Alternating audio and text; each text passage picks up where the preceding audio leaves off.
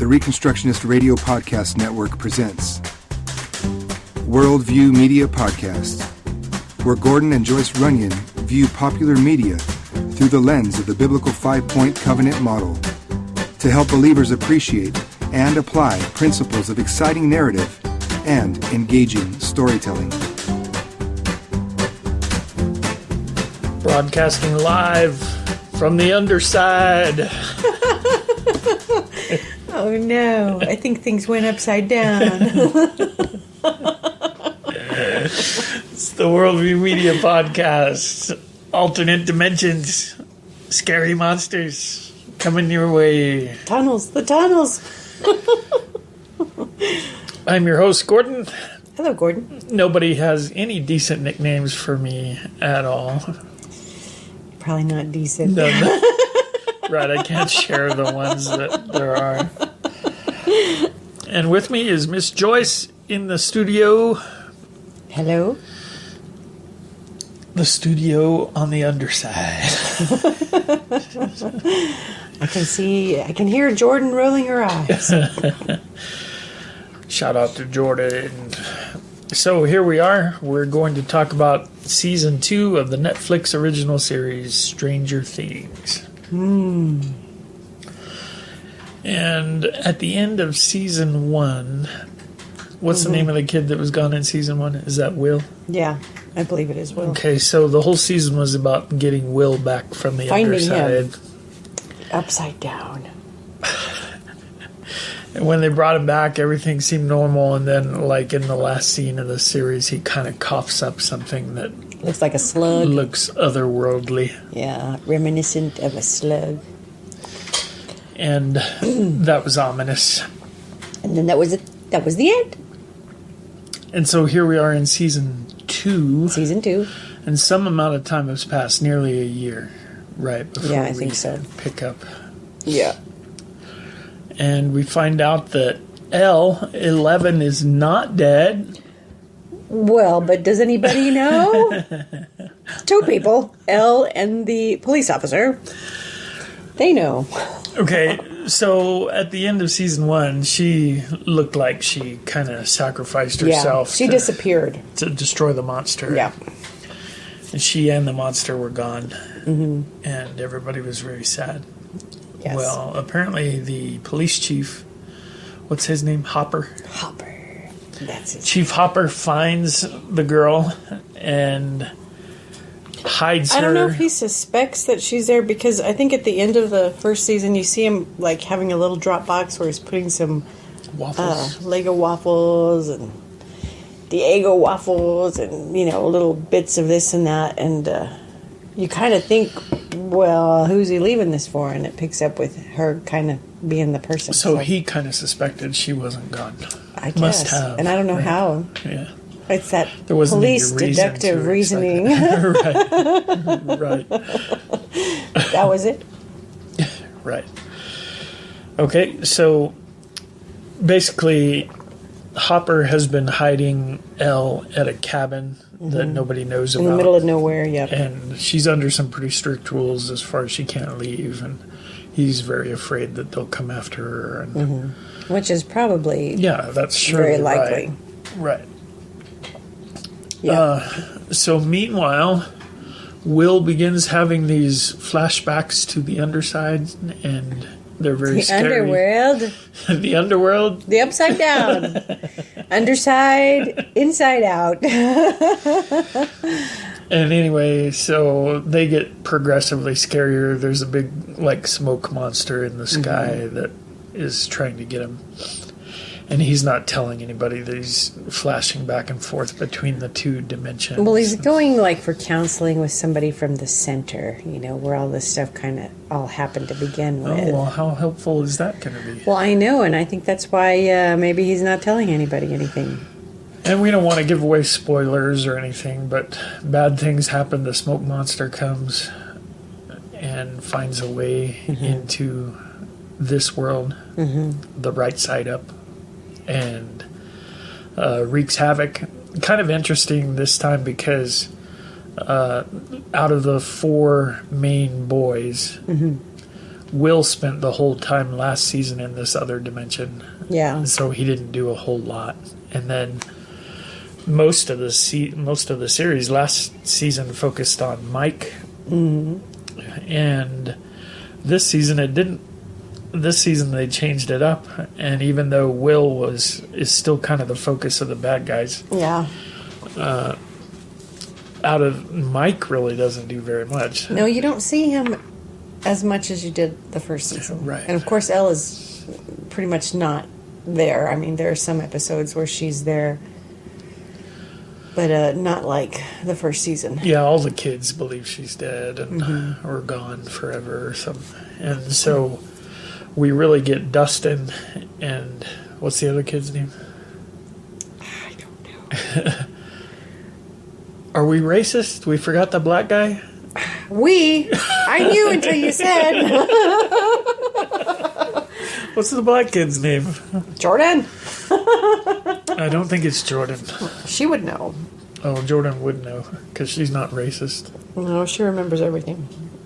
Okay, so, but you do have the thing going mostly centered on those two as far as the Gang of Four. Yeah, you still have the sister. You still have the older group of kids, too. Oh, yeah. You don't really see a lot of the parents. I think we saw them a little bit more last time. You do see Will's mom and her new boyfriend. Her new boyfriend. That she doesn't want to have as a boyfriend because she's like, Samwise Gamgee. She's like, we're a weird family. I figure you can date Samwise and he'll be okay. He really is. He really is okay. He's lost some weight. He shaved his feet, apparently. I think he got his feet shrunk. Right. But I was suspicious of his character when they first showed I thought up. it was too good to be true. Because I was like, oh, you got to be a plant trying to get in. Don't spoil everything. I'm just saying. He just seemed a little too hearty, wholesome, and wonderful. And there can only be one of those, and that was you. Oh. Notice I said was. Was. I'm dead and don't know it. Okay, so monsters everywhere. Lucas. His name is Lucas. Lucas. Thanks for the help, Jordan. Did you just text her? Or I what? did. Okay. All right. So I had to give her the credit.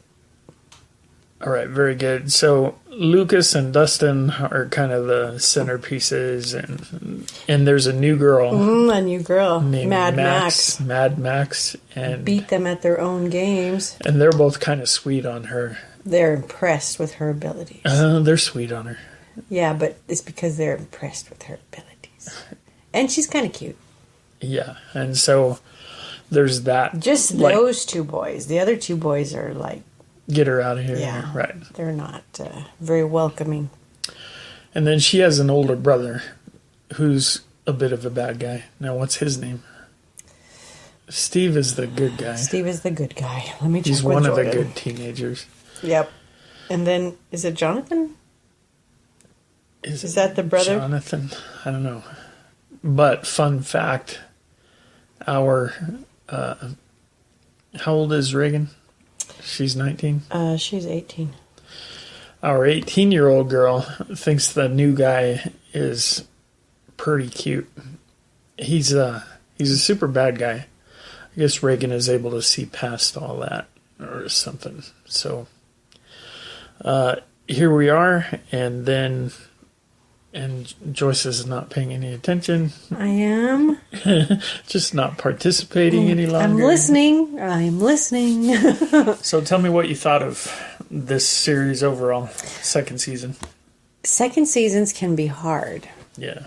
And they really switched everything up. It wasn't about going to that other world. It was that other world coming to this world. And so, the whole deck of cards has been redealt, changed, switched out.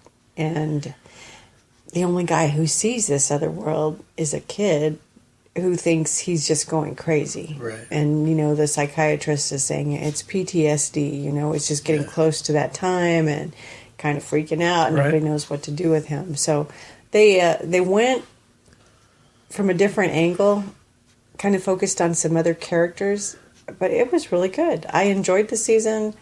I liked the character development. I liked the different things that they were doing with the kids. I wish, they had still had some of the other kids participating instead of just You can't do all of them. Yeah. Well, I mean, hardly any episodes had some of those kids, Yeah.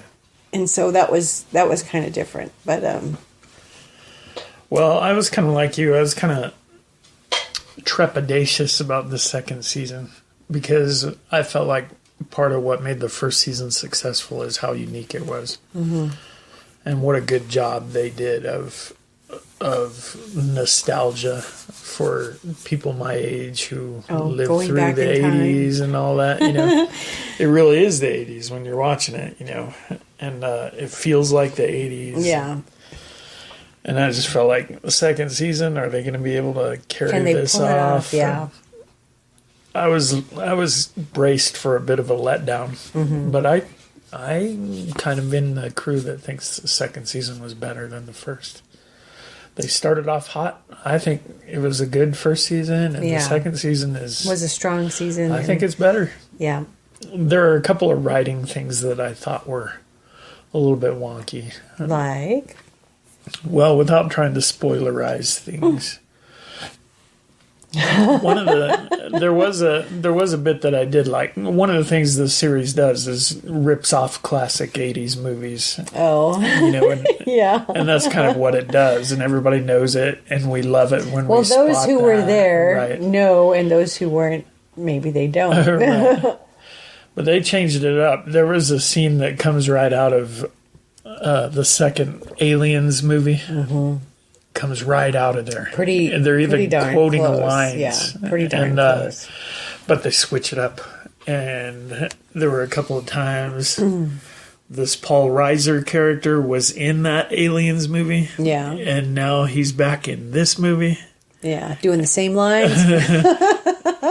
No, but I was like, don't trust that guy. He's a plant. And so there were some curves. They did use things liberally. They don't care if they're using the stuff. That's part of the fun of the thing. But they changed things up and made it surprising here and there. I didn't think they followed through. As a writer, I didn't think they followed through on how bad and dangerous the villains, the monsters, were supposed to be. The big bad guy, they wound up kind of getting rid of him fairly easily. So it appears. Yeah, that's right. Yeah, and then the choice to have one whole episode where Elle leaves and goes out and that was kind of different. Meets up with people that have nothing to do with the plot. It didn't seem like it really fit in with the rest of the episodes. Yeah. But, maybe that's an intro into the theory is that 3. it's setting things up. Yeah. And I guess you some background. I was hearing they're signed through season 5 or something like that. Good. So that probably is setting that up. But where they stuck it, the one episode ends with, oh no, it's all hitting the fan right now. Here come the bad guys, the monsters, and oh, it's horrible. Yeah. And then so it's cliffhanger, and you got to wait for the next episode, and the next episode comes and it doesn't have anything to do with that, and you don't find out anything about what happened. It's the episode after that where they finally pick it up. And I just felt like that really broke the dramatic tension that they had going there. And kind of needlessly, I thought. Well. But I can't say very much more without spoiling things. So my letter grade for the series, I was really impressed. There were a few things I'd like to have seen tweaked just a little bit. Yeah. But I'd give it an A. It was good. Give it an A? You never give nothing an A. I never give anything an A. That was good. I enjoyed it. What about you? Well, yeah. Yeah, same. Yeah, it was really shockingly good. And like Shockingly good. Yeah. You know, Netflix, they've done pretty good on these their own productions type of stuff. But Yeah. was it Iron Fist Defenders? I don't know which one it was, but I was like, dang, that was a waste of time. Iron Fist was like that, and then I felt like Defenders wound up kind of being that way too. You know, it just really kind of, Especially toward the end. yeah, towards the when end, it should it have was built just up like to something great. falling apart, and Yeah. you're like, come on, that can't be what's going to happen. What? You're really going to do that? And, you know, so... They telegraphed the last move from a mile away. Yeah, 3 episodes Yeah. out, and you're like, no. That can't be the last move. It would have to mean that all our heroes are total stupid heads. At least the main And guy. that's what it was. Yeah. So, sometimes there's reason to be concerned, but... Yeah, but this really worked out really well. I thought it was really good. yeah, I agree. All right, so we'll take our break and come back and talk about thematic stuff and worldview nuggets. Nuggets! See ya. Are you interested in Christian education? Would you like to learn how to be a Christian teacher or how to run your very own Christian school with success? The GCS Apprenticeship Program can help. Learn more on our website at gcsapprenticeship.com. The Reconstructionist Radio Podcast Network brings to you a complete lineup of podcasts where you will hear practical and tactical theology.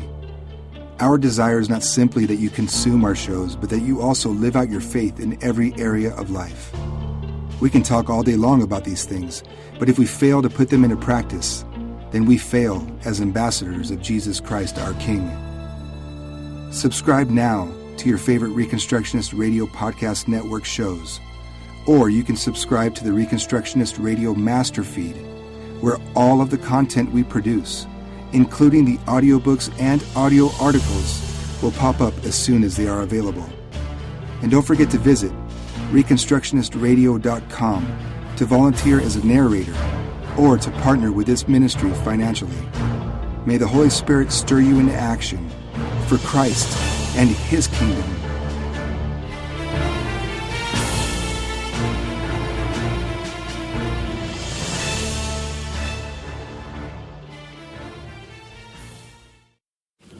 And we're back talking about Stranger Things Season 2. We've been having a snack break. Let me ask you some snack questions. Oh, snack questions. I should be able to answer that. Don't think about them too hard. I'm just interested in your Do I like snacks? Yes. first response. Okay. First question. Wavy Lays or Ruffles? With the ridges? Ruffles always have ridges. I just like the ridges. I don't care if it's wavy Lays or Riffles. I just like a thicker chip. I don't like the little skinny ones. So you don't care between Wavy Lays and Ruffles? No. Do you? Seems, I think, it's been a long time since we had Ruffles, but I think they're saltier. Oh. I just like the substantial potato in this chip. Okay. Which is Wavy Lays Right. for our listening audience. All right. So the second question is, are you buying or selling Frito pie where you substitute Fritos for some kind of spicy seasoned crushed up Doritos? I gotta say no. Really? Yeah. Is it the fact that Fritos aren't spicy that makes that work? It's the chili. Well, right, but the chili's supposed to be spicy, and then the Yeah. Fritos are not spicy. They're Well, just the Fritos add the salt and the crunch. right. But you could add that with a different kind of chip, right? But if you're getting a flavored crunchy chip, then you're getting it for the flavor. You know, I could see maybe putting some of those crushed up on top of a bowl of chili with some cheese and some onions, stuff like that, but not like underneath it. That would be... I don't know, flavor profiles would conflict.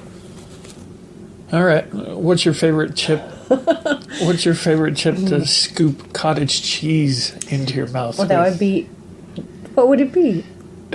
You know what it is. I think it's the salsa verde Doritos. Yeah. Because you have the very plain Cottage cheese. Right. Which needs the boost and the flavor crunch of the salsa verde. Right. All right. Those were our snack questions. Those were my snack questions. You got two out of 3 of them correct. Good. So I missed on the Frito pie one. Yeah. Oh, actually, you missed on the Ruffles too. So you only got a third. You got a low F of 33. All right. Well, see, the real issue is that I only really get chips when they're on sale because it's ridiculous to buy a bag of chips for almost $5. So I usually go the venue of what is on cheap. sale. Yeah. Then if it's not a chip that I like, then we don't eat it. I was wondering why we suddenly had chips. We never have chips.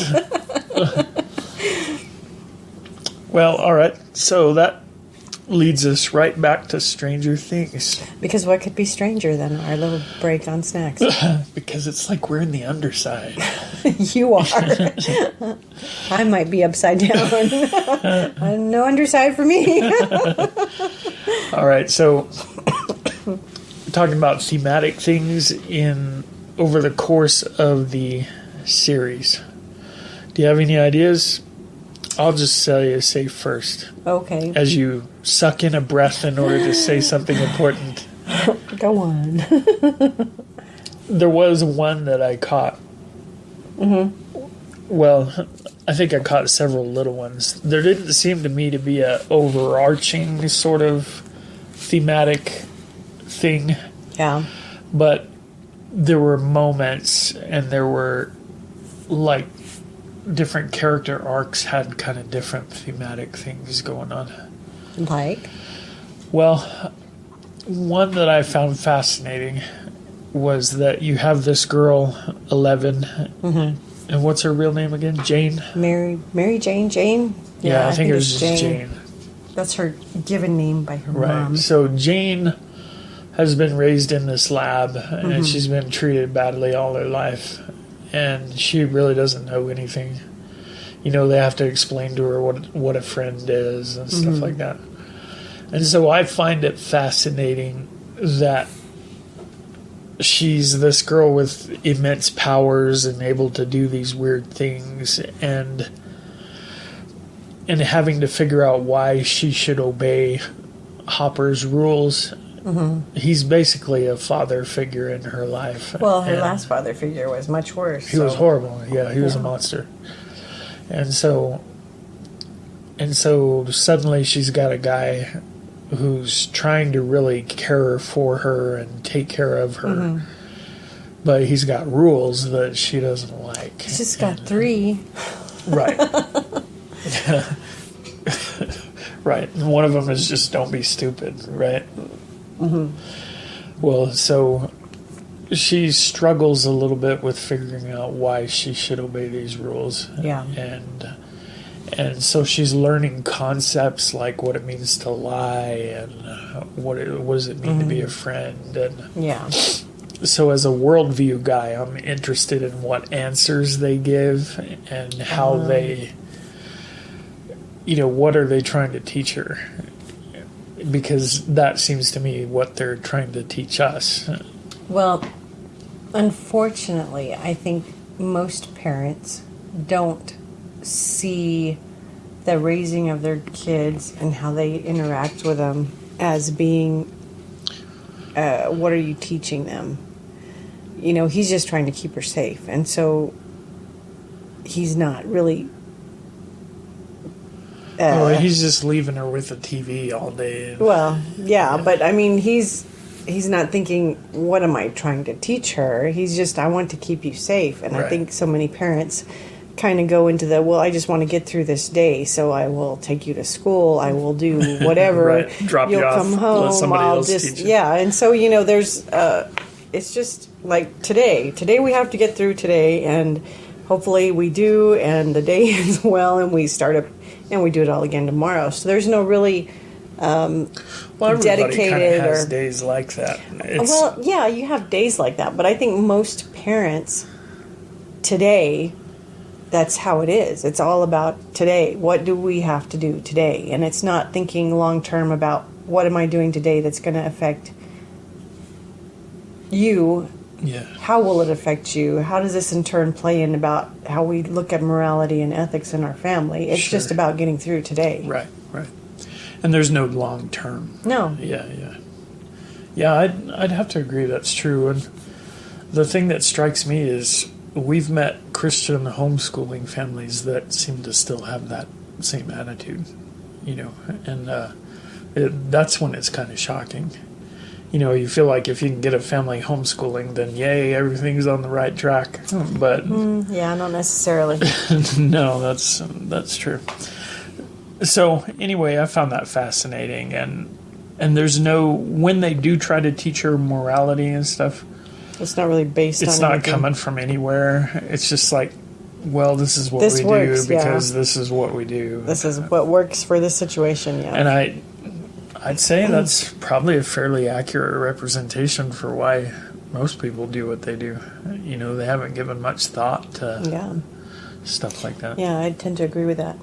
And then, so in the episode where Elle leaves, the one I was just complaining about, oh yeah, she kind of hooks up with some people who kind of follow their own rules. Yeah. And they're way different than the chief's rules. And inviting. They don't care about being stupid. Right. No, that's encouraged, actually. And so she's kind of invited to go along with their way of living their lives. And you see it in the episode. She's got no resources within herself to know whether or not that's the right thing to do. And she does at one point pull back from the edge from doing something that would be terrible. Mm-hmm. But why? Why did she pull back? That's never really said. I would think just because of what she had to endure herself with the abuse. She's got empathy. Yeah. That because she had all sorts of bad things done to her, and she's still a kid, and you still want approval, and you want love and acceptance, and this mad scientist that she called Papa, had no love or concern for her. She was just an instrument. She was a tool that could be used to manipulate. Yeah, right. And so you see that a lot in the first season, and you see her, wanting this man to care about her, and he doesn't. And so I think maybe that's some of that she says, what am I turning into? Yeah. Well, I guess I could see that, but I don't know. It just bugs me that people don't think very much about why they do what they do. And hello, culture. Right. I mean, I resembled that remark on occasion, and have very often in the past, but it's just tough to see. The storyteller is supposed to fill in some of these blanks, Well, sometimes you got to extrapolate. Did you have anything that struck you? I really thought the whole season was about trust. Oh, yeah. What does trust look like? What does that relate to? Who can you trust? Why can you trust these people? Who should you trust? Should you not trust some people? What about your friends? Are they your friends if you don't trust them? And so I think trust was really something that was throughout the series, with all the characters and the storylines, with the mom and Will and even the older kids and how they were interacting. Right. And the new family that moved in, their house ran on a different level. And there wasn't any trust. It was, I say this, you do that, and that's all there is to it. And so I think trust was a real big theme throughout, with all the stories and with all the characters, and with Dustin, and how much am I going to tell you guys, because I don't think I'm going to like what you want to do if I tell you what is true. And, right. And sometimes yeah. Sometimes when you say, okay, this is really my situation, the loving friend will tell you, what? Yeah, are you crazy? Because you yourself know it's not a good situation, but you don't want them to second that. So if you don't tell anybody. I was gonna kind of approach that from the other side, that there from was the upside down, from the underside. Not that side. I had a joke, and I'm restraining myself. Well, you'll have to tell me afterwards.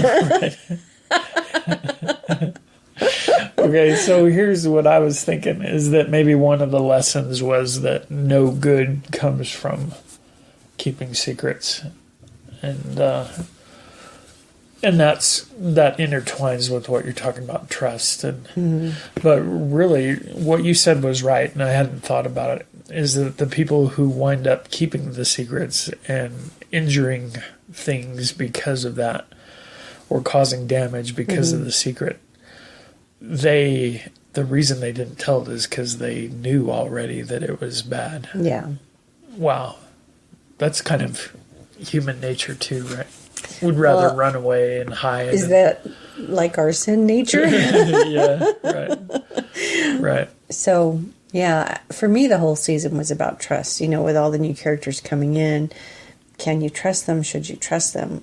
And somebody says, oh, yeah, I can trust this person. Right. Well, what do you mean you can trust this person? You don't know anything about Yeah, and I'm shouting at him, don't trust Paul Reiser. And so trust. And you're saying, don't trust Sam Gamgee. I'm saying, watch out, man. Yeah, if right. somebody's looks too good to be real, they're probably not real. Right. And you learned that through hard experience in your life. To be more cautious. So, for me, because I trust was looked it. too good to be true for a little while. Yeah, until I got to know you. And then it all went upside down. The other thing that I saw was toward the end of the season, there was a lot about forgiveness. And, Elle and Reconciliation. Hopper getting together. And Yeah. realizing that you have to, if you're going to really have a relationship, you got to deal with warts and all, and that was really and you have to throughout communicate. the whole thing. You really have to. Yeah. A relationship is about trusting and talking and and being real. Well, yeah, that's hard because it makes you vulnerable and all that. For sure. All right, well, we've come to just about the end of our allotted time to talk about Stranger Things. So really, really good series. If you haven't seen it, find a friend who has Netflix. If you don't, and watch both seasons. Looking forward to season 3. Yeah, a couple of years, it'll be here. Well, they can't wait too long. The kids are going to grow up. Yeah, they better be doing that right now. All right, y'all, go out there and dominionize. Tell the stories. Do the things for the sake of Christ. Amen. See y'all. Bye. Thank you for listening to the Worldview Media Podcast. Please visit reconstructionistradio.com to check out the other podcasts in our network and to download our free audiobooks.